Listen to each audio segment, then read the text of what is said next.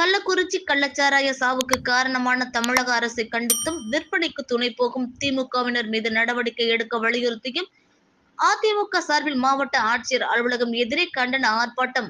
ஆயிரக்கணக்கானோர் பங்கேற்பு. நாட்டையே உலுக்கிய கள்ளக்குறிச்சி கள்ளச்சாராய சாவு எண்ணிக்கை 58 கடந்த நிலையில் கள்ளச்சாராய விற்பனையை திமுக அரசு தடுக்க தவறிய காரணத்தினால் இந்த உயிரிழப்புகள் ஏற்பட்டுள்ளது. கள்ளச்சாராய சாவுக்கு காரணமான திமுக அரசை கண்டித்தும் கள்ளச்சாராய விற்பனைக்கு துணை போகும் திமுகவினர் மீதும் கடும் நடவடிக்கை எடுக்க முடியாதபடி காவல்துறையினரின் கைகள் கட்டப்பட்டுள்ள நிலையில் தமிழக அரசு நடவடிக்கை எடுக்க வலியுறுத்தியும் அதிமுக சார்பில் மயிலாடுதுறை மாவட்ட ஆட்சியர் அலுவலகம் எதிரே கண்டன ஆர்ப்பாட்டம் நடைபெற்றது.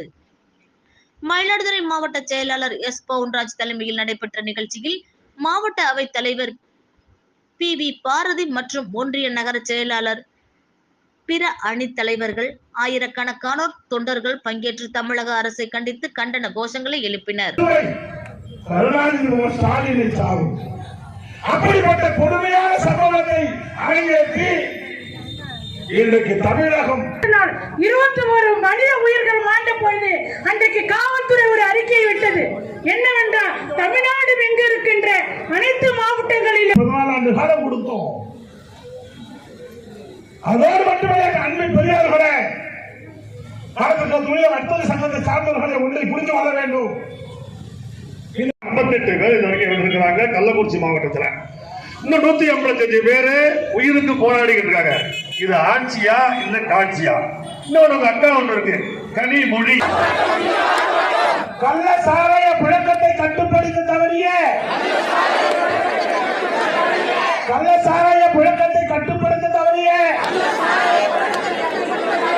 விடியா திமுக அரசை கண்டித்து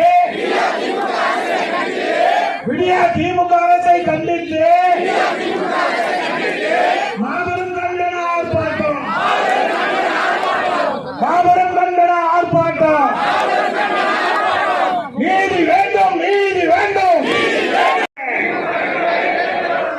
ஒழித்திடு, ஒழித்திடு, ஒழித்திடு, ஒழித்திடு. கள்ளத்துக்கு நீதி வேண்டும், நீதி வேண்டும். ஆர்ப்பாட்டம் இது ஆர்ப்பாட்டம், ஆர்ப்பாட்டம் இது ஆர்ப்பாட்டம். நிர்வாகிகளுக்கு, கள்ள சாராயம் விற்பவர்களுக்கு மக்களின் உயிர் காக்க அரசு மருத்துவமனைகளில் ஆட்சியிலே கிடைக்குது, கிடைக்குது. விடியா திமுக ஆட்சியிலே